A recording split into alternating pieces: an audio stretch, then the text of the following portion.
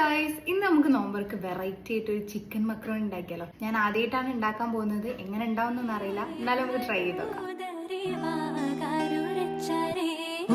മനസ്സിൽ നേടാൻ ചിത്തമിൽ ചൂടിയ സമ്മതം നമ്മോരിൽ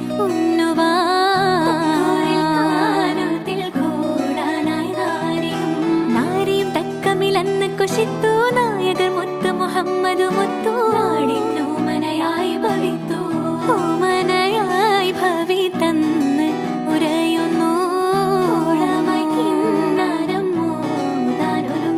ആശകൾ പേശിടാൻ ബീവി തുനിന്താനേ